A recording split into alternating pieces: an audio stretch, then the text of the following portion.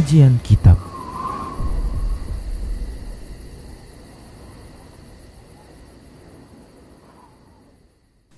Bismillah. Assalamualaikum warahmatullahi wabarakatuh.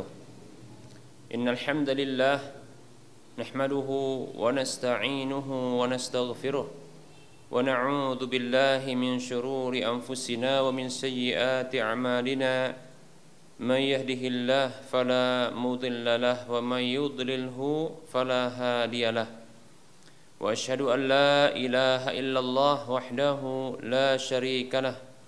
Wa asyhadu anna Muhammadan abduhu wa rasuluhu sallallahu alaihi wasallam. Qala Allah tabaraka wa ta'ala: Ya ayyuhalladzina amanu taqullaha haqqa tuqatih wa la tamutunna illa wa antum muslimun. Ya ayyuhan nasu taqu rabbakumul ladzi khalaqakum min nafsin wahidah wa khalaqa minha zawjaha wa bassa minhuma rijalan katsiran wa nisaa'a wattaqullaha alladzi tasaaluna bihi wal arham innallaha kana 'alaikum raqiba. Ya ayyuhalladzina amanu taqullaha wa qulu qawlan sadida yuslih lakum a'malakum wa yaghfir lakum dhunubakum wa may yuti'illaha wa rasulahu faqad faza fawzan 'azima. Amma ba'd. Fa inna asdaqal hadits kitabullah wa khairal huda huda Rasulillah sallallahu alaihi wasallam. Wa syarrul umuri muhdatsatuha wa kullu muhdatsatin bid'ah wa kullu bid'atin dhalalah wa kullu dhalalatin finnar. Para pemirsa Rosyad TV dan para pendengar Radio Medan Mengaji serta para pemirsa media-media sunnah yang turut serta menyiarkan kajian ini, alhamdulillah, segala puji hanya untuk Allah. Salawat dan salam tak lupa kita ucapkan untuk Rasulullah sallallahu alaihi wasallam. Semoga Allah Subhanahu wa taala senantiasa memberikan kebahagiaan dan kebaikan dalam kehidupan dunia dan akhirat kita. Kami ucapkan syukran jazilan wa jazakumullahu khairan kepada para media yang turut serta menyiarkan kajian ini. Baik para hamba Allah rahimani wa rahimakumullah, kita lanjutkan pembahasan kitab Minhajul Muslim di bab yang keempat tentang ibadah, dan kita masuki fasal tentang toharoh, yaitu bersuci, dan sudah kita sebutkan pada pertemuan yang lalu definisi toharoh itu, demikian pula macam-macam toharoh. Nah, berikut ini kita akan sebutkan yaitu alat toharoh tersebut, yaitu alat bersuci. Baik para hamba Allah rahimani wa rahimakumullah, sesungguhnya bersuci itu bisa dilakukan dengan salah satu dari kedua hal ini. Yang pertama adalah air.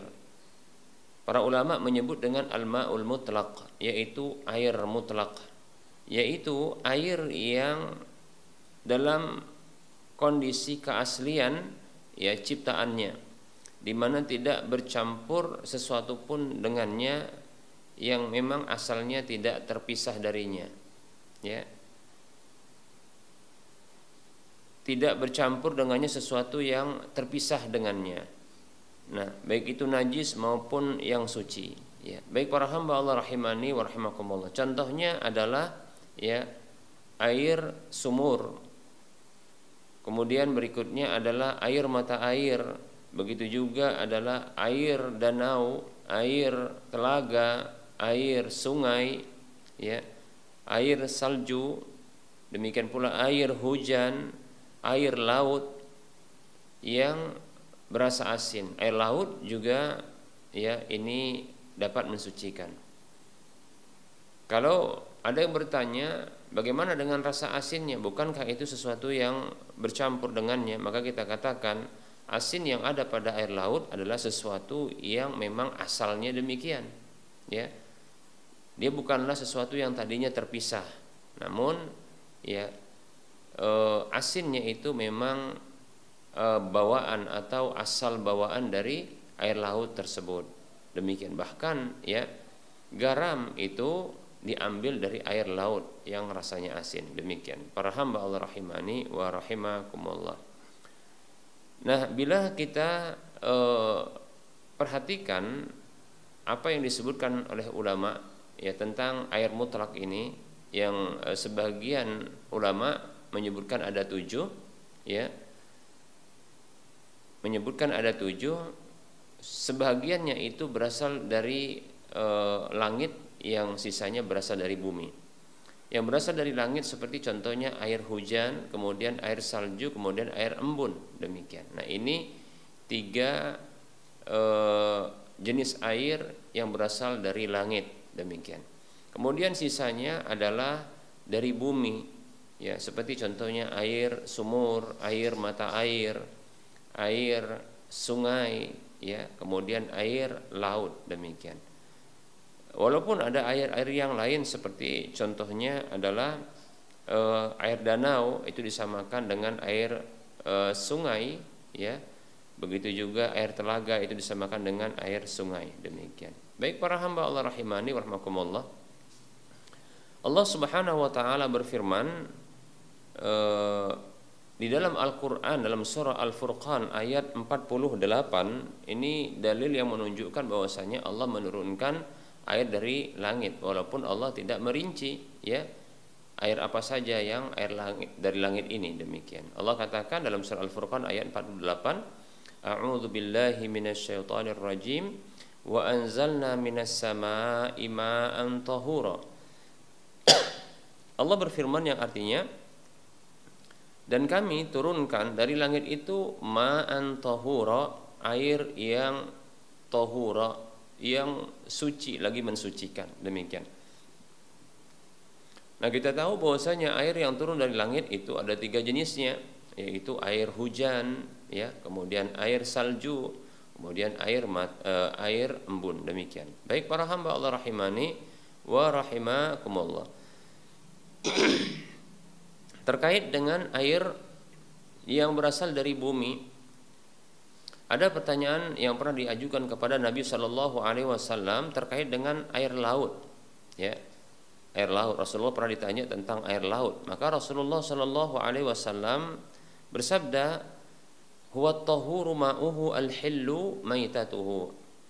Air laut itu suci airnya dan halal bangkainya. Suci airnya maksudnya airnya itu suci dan bisa mensucikan, itu bisa mengangkat hadas dan bisa menghilangkan najis. Begitu juga al-hillu maitatuhu, halal bangkainya, maksudnya adalah halal hewan asli laut tersebut apabila menjadi bangkai. Hadis ini hadis yang dikeluarkan oleh Imam Tirmidzi, Imam Abu Daud dan yang lainnya.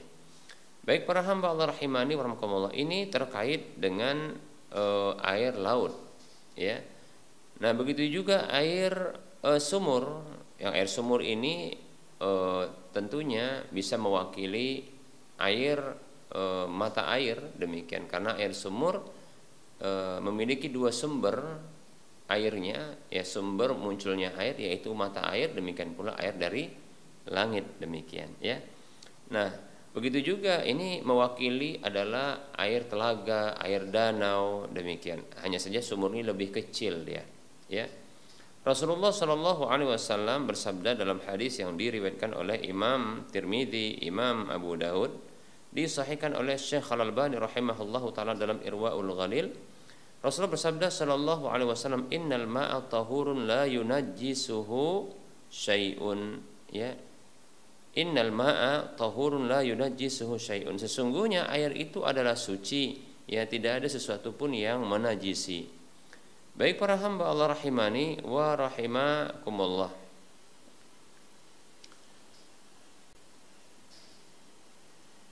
Demikian pula dalam hadis yang lain, ya, dalam hadis yang lain, ya, Rasulullah Shallallahu Alaihi Wasallam bersabda, al-ma'u la yunajjisu syai'un illa ma ghalaba alaihi, ya, faghayyara, ya, ta'mahu. Kata Nabi Shallallahu Alaihi Wasallam, air itu tidak ada sesuatu pun yang menajisinya, ya, kecuali apa yang mendominasi padanya, ya, lalu merubah rasanya, yaitu rasanya, baunya, ya, dan warnanya. Rasa, bau, dan warna, dikarenakan adanya najis yang masuk ke dalamnya, sehingga ini merubah, ya, kesucian dari air tersebut. Baik para hamba Allah rahimani wa rahimakumullah. Nah, ini yang pertama ya, ini yang pertama dari alat bersuci, yaitu air. Nah, oleh karenanya kenapa air dibahas dalam pembahasan toharoh, yaitu perihal bersuci, karena sesungguhnya air sebagai alat bersuci. Demikian. Baik, berikutnya para hamba Allah rahimani wa rahimakumullah ya. Yang kedua, alat bersuci yang kedua adalah ya debu tanah yang suci ya. Debu tanah yang suci. Nah, perlu diketahui para hamba Allah rahimani wa rahimakumullah, baik air maupun debu tanah yang suci ini merupakan alat bersuci yang bisa ya menghilangkan najis, demikian pula mengangkat hadas. Demikian. Baik para hamba Allah rahimani wa rahimakumullah, debu tanah yang suci. Nah, debu ini bisa untuk mengangkat hadas, baik hadas besar maupun hadas kecil, ketika tidak didapatkan air atau ada air namun tidak bisa menggunakan air, yaitu orang tersebut tidak mampu, tidak bisa, atau divonis oleh ahli medis tidak boleh atau tidak bisa menggunakan air, demikian dalam jangka waktu tertentu. Nah, maka ya ini dibolehkan ya, diberikan dispensasi untuk mengangkat hadas, baik itu hadas besar maupun hadas kecil, dengan debu tanah yang suci, yaitu dengan metode tayamum. Demikian. Baik para hamba Allah rahimani wa rahimakumullah. Seperti contohnya firman Allah Subhanahu wa taala dalam surah An-Nisa ayat 43, Allah katakan, a'udzubillahi minasyaitonir rajim, falam tajidu ma'an fatayammamu sa'idan thayyiba. Lalu kalian tidak mendapati air, atau maksudnya ya tidak ada air sama sekali, atau ya tidak mendapati di mana air itu bisa digunakan. Demikian ya, seperti contohnya karena dia ya divonis oleh ahli medis untuk tidak boleh menggunakan air sementara waktu. Maka fatayammamu sa'idan thayyiba, maka bertayamumlah dengan debu tanah yang suci. Demikian pula sabda Nabi sallallahu alaihi wasallam, beliau bersabda, inna sa'idat thayyiba tahurul muslimi wa illam yajidil ma'a 10 sinina fa idza wajadal ma'a fal yumissahu basharatahu. Hadis ini hadis yang dikeluarkan oleh Imam Ahmad. Nabi Shallallahu alaihi wasallam beliau bersabda, sesungguhnya debu tanah yang suci itu adalah alat bersuci bagi seorang muslim, walaupun dia tidak mendapatkan air selama 10 tahun. Namun apabila dia mendapatkan air, maka hendaklah dia mengusapkan pada kulitnya, yaitu dengan cara tayamum. Ya, hadis riwayat Ahmad. Baik para hamba Allah rahimani wa rahimakumullah. Demikian pula ya Nabi sallallahu alaihi wasallam itu pernah menyetujui, pernah membenarkan tindakan Amr ibn al-As radhiyallahu anhu tatkala beliau ini bertayamum dari junubnya di satu malam yang sangat dingin, yang sangat dingin dan bersangatan dinginnya, yang dikhawatirkan di malam itu menyebabkan kalau dia mandi akan menyebabkan satu mudarat pada dirinya. Demikian. Maka beliau pun bertayamum. Beliau khawatir kalau mandi dengan air yang dingin di malam yang dingin sekali, maka ini akan mencelakakan dirinya. Maka Amr ibn al-As radhiyallahu anhu itu tayamum ketika mengangkat junubnya. Demikian. Ini sebagaimana disebutkan dalam hadis yang diriwayatkan oleh Imam Bukhari secara mu'allaq. Demikian. Baik. Demikian pula debu tanah yang suci ini bisa dijadikan sebagai alat bersuci dari najis. Nah, secara umum Nabi sallallahu alaihi wasallam beliau bersabda, fuddiltu 'alal anbiya'i bisittin, aku diutamakan di atas para nabi seluruhnya dengan 6 hal. Di antaranya Rasul mengatakan sallallahu alaihi wasallam, wa ju'ilat liyal ardu masjidan wa tahura, dan dijadikan untukku bumi itu sebagai masjid dan sebagai alat bersuci. Demikian. Hadisnya riwayat Ahmad. Demikian pula dalam riwayat Bukhari. Baik para hamba Allah rahimani wa rahimakumullah, ini dalil yang menunjukkan kepada kita bahwasanya ya debu tanah yang suci ini bisa menjadi alat bersuci. Baik para hamba Allah rahimani wa rahimakumullah, kita cukupkan untuk penyampaian materi. Ya, kita buka sesi soal jawab ya. Bagi para pemirsa dan para pendengar sekalian yang ingin bertanya, dipersilahkan.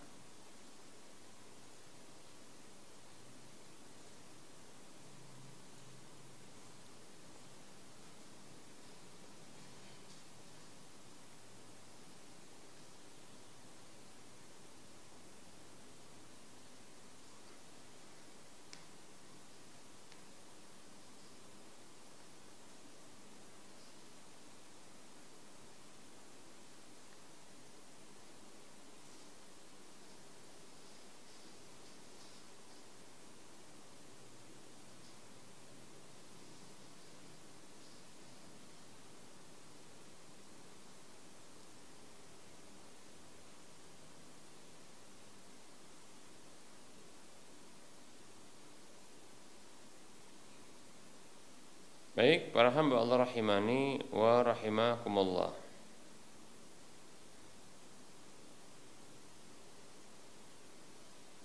Ada pertanyaan, Assalamualaikum warahmatullahi wabarakatuh.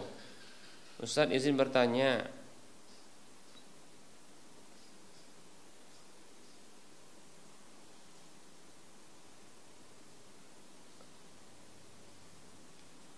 ada si A, seorang wanita punya adik tiri.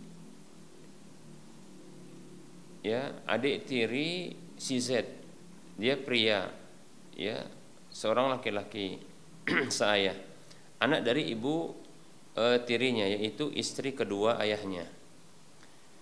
Si A punya 3 saudari perempuan semuanya.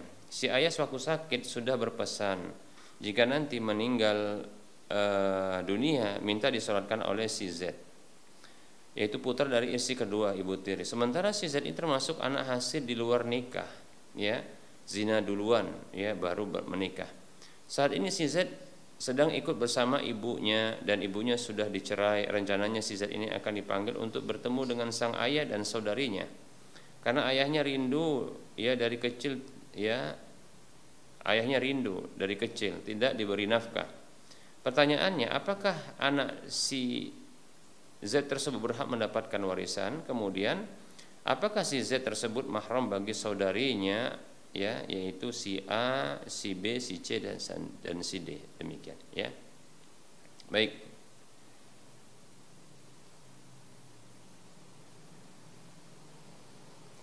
Bismillah, waalaikumsalam warahmatullahi wabarakatuh. Si Z, yaitu anak hasil di luar nikah dari istri kedua yang dinikahi, ya, setelah adanya si Z di alam dunia, ya, artinya si Z ini ada, ya, karena perzinahan, maka si Z tidak akan mendapatkan harta warisan, ya. Anak dari hasil perzinahan maka tidak mendapatkan warisan, demikian, ya, terputus hak warisnya, ya, terputus hak warisnya. Ini jawaban untuk pertanyaan pertama. Kemudian jawaban untuk pertanyaan kedua, apakah si Z ini anak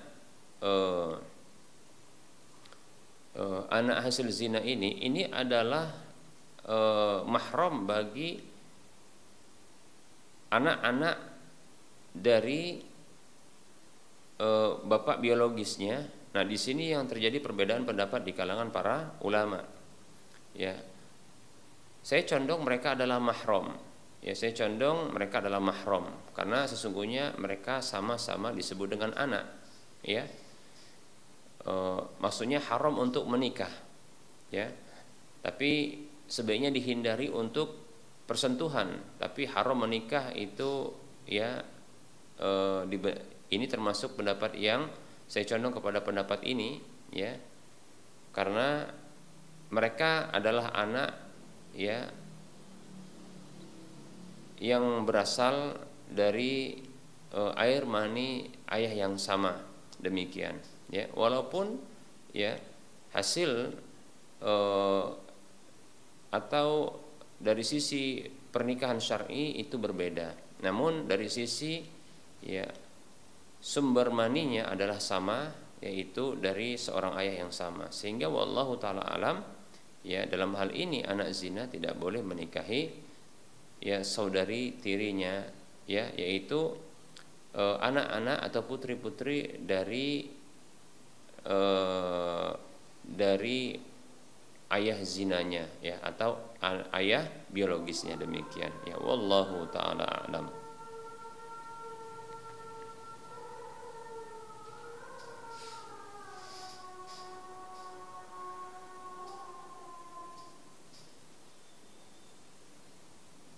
Pertanyaan berikutnya, Assalamualaikum warahmatullahi wabarakatuh. Apakah makmum mengucapkan sami Allahu liman hamidah ketika bangkit dari ruku?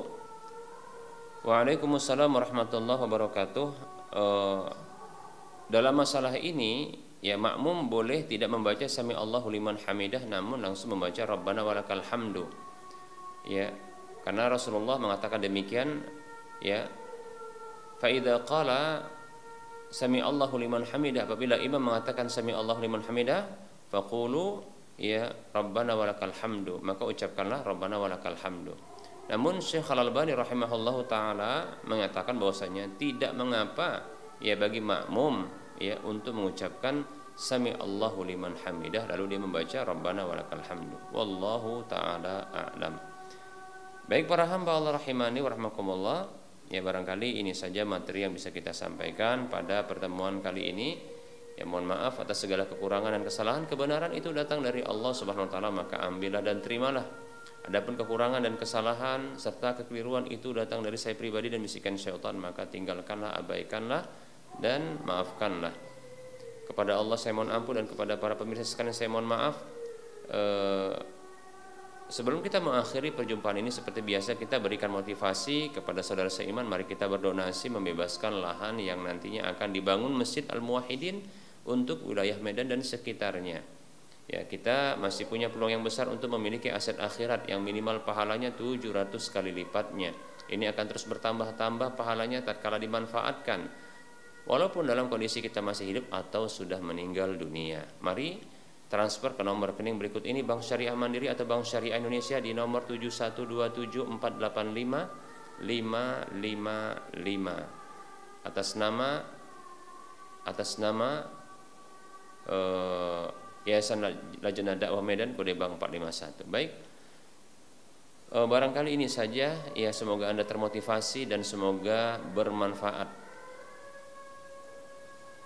Wassallallahu ala Muhammad wa ala alihi wa ashabihi ajma'in. Subhanakallahumma wa bihamdika asyhadu an la ilaha illa anta astaghfiruka wa atubu ilaika. Walhamdulillahi rabbil alamin. Wassalamualaikum warahmatullahi wabarakatuh.